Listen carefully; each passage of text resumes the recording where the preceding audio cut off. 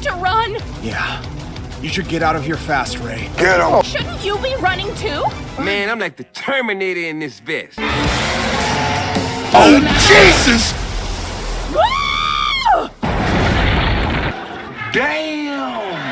This is Rick Gladiator, an F-rank adventurer. That's the lowest, most pathetic rank you can get. And yet, he is, without question, the strongest F-rank adventurer in the world. They turn him into this verse's very own. But we're not here to talk about Rick. Oh no.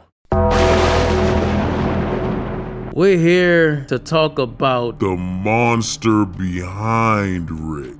The one responsible for forging this demon. He is Broughston Ashorc, leader of the legendary party Orichalcum Fist. We're breaking down how his quiet confidence and ridiculously broken skills make him not just the most overpowered character in the Osan Newbie Adventurer, but also the most unintentionally hilarious. Everyone grab yourselves a seat, sit back and relax, and welcome to my anime lounge.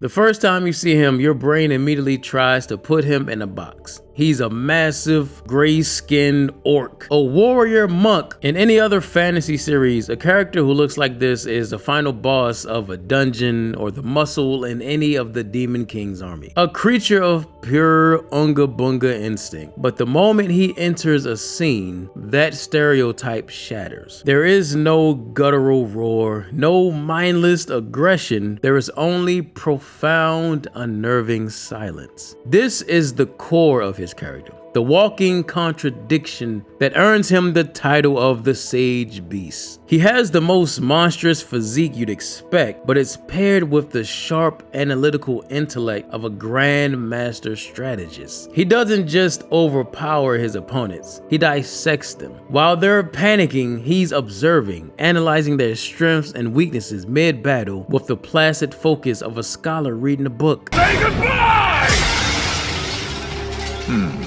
You've demonstrated decent skill enhancing your body with magic.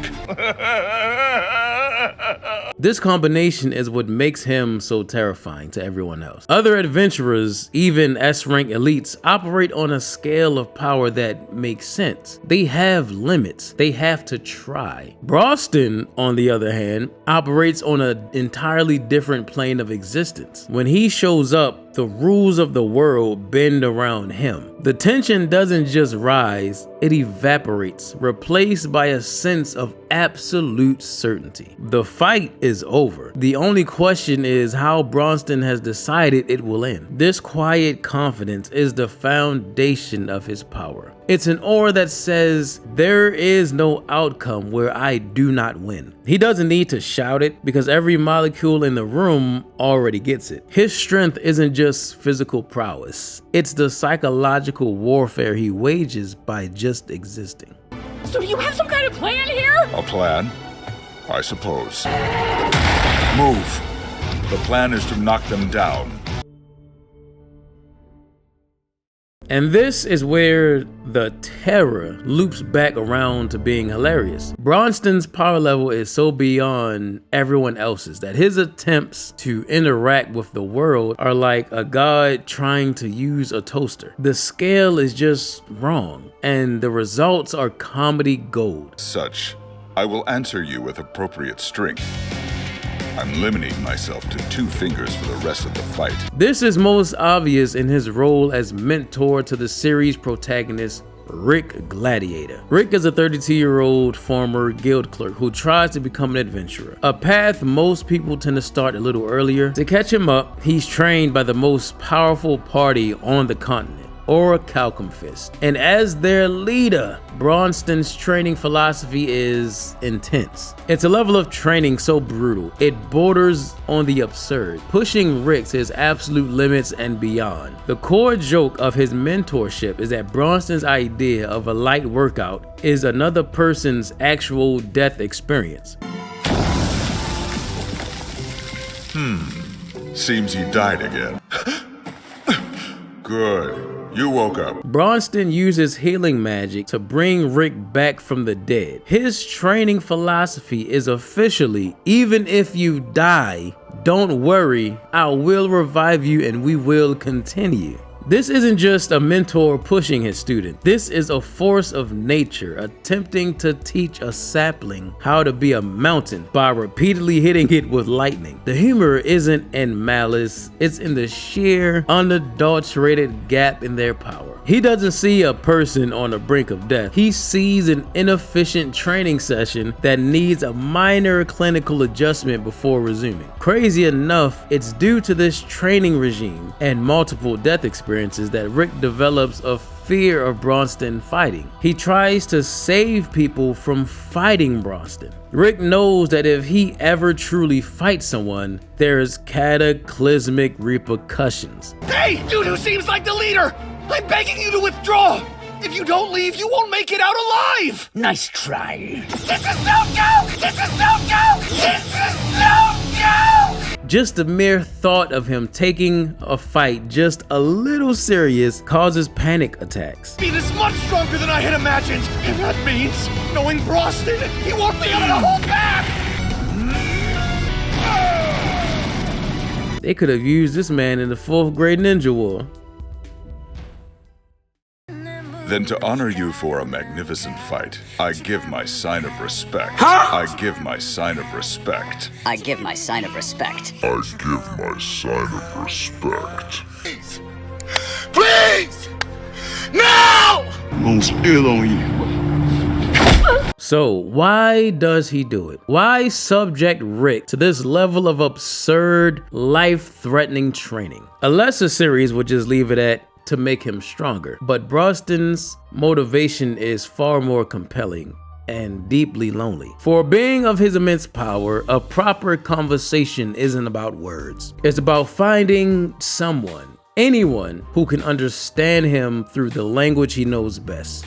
Combat. Broughston is profoundly lonely. As an orc revered as a divine figure in his past, he has always been separate, always the strongest. His primary goal in training Rick isn't just to create a powerful adventurer, it's to forge a partner who can withstand his power just long enough for a real exchange, a conversation through fistfights. He's not trying to break Rick, he's trying to talk to him. When Rick finally begins to push his own limits and activate his unique skill like Reckless Soul, you see a flicker of something new in Broughston. It's not surprise, it's recognition. It's the look of a man who's been speaking a dead language his entire life and has suddenly heard someone else utter a single perfect word.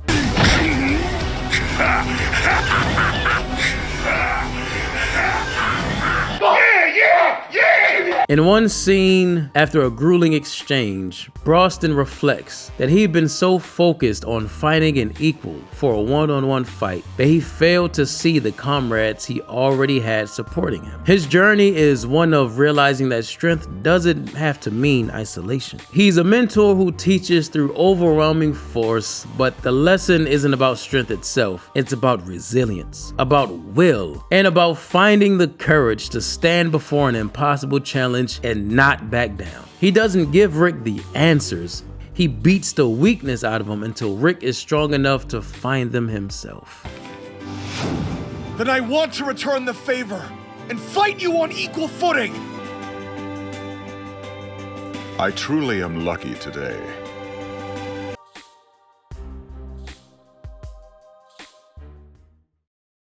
They're a legendary party known the continent over for their team of exclusively S-rank adventurers. Orichalcum Fist! The Orichalcum Fist. It is also critical to understand that Broughston isn't just an anomaly. He is simply the leader of a party composed entirely of anomalies. Orichalcum Fist is the legendary S-rank adventurer party, a collection of individuals so ridiculously powerful that their very existence breaks the system. The party includes Eliseret Drekul, I probably butchered that name, a genius vampire mage known as the Demon Child of Devastation. Shut your mouth, girl. Run. Mizet Eldwarf, a master craftsman called the 1,000-Year Workshopper, whose skills are millennia ahead of his time. Case, I'll wrap this up as peacefully as I can.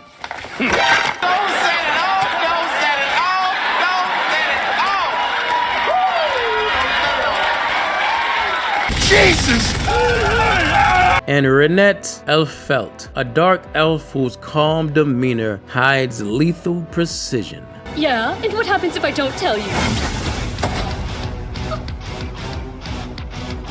Next, you lose an eyeball. Every single member is a legend in their own right. Their collective power is so vast and destabilizing that a drastic measure was taken. Their names were literally removed from the guild registry to avoid breaking the entire system. They don't take quests from the guild board. They answer directly to the guild association itself, taking on threats that no one else can handle. This context is vital. Broughston isn't just one overpowered guy. He is the leader of the most overpowered team ever assembled. The calm, terrifying confidence he exudes is the standard for their entire group. It's the baseline. Before recruiting them, he tested them to see if they could match his strength. Everyone is overpowered as he is, but none of them could fight him physically, fist to fist. His training methods, which seem insane to us, are simply what's required to even begin to approach their level. He's not just training Rick to be an S-rank adventurer. He's training him to survive in a world where Orichalcum Fist is the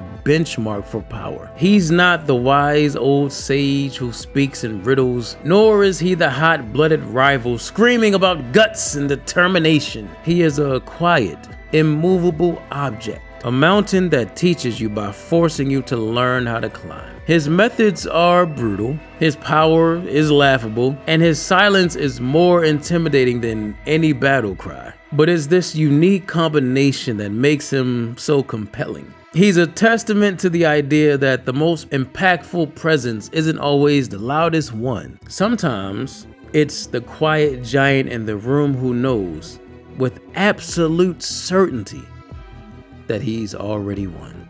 Your drive has touched me. So out of respect, I shall answer with my own convictions.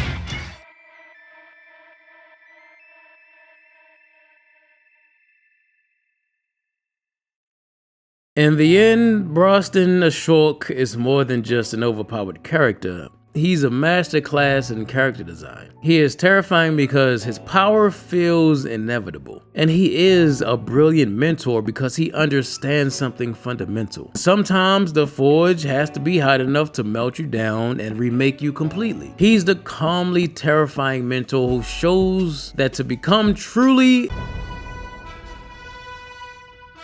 you might just have to be trained to death first. And if you're lucky, he'll be there to bring you back for round 2. But that's enough of my yapping. Now it's your turn. Is Broughston's method of mentorship effective or just insane? Is he one of the most broken senseis? Let me know down in the comments below. If you enjoyed this OP character video, you should definitely hit that like and subscribe button. Push the goddamn button!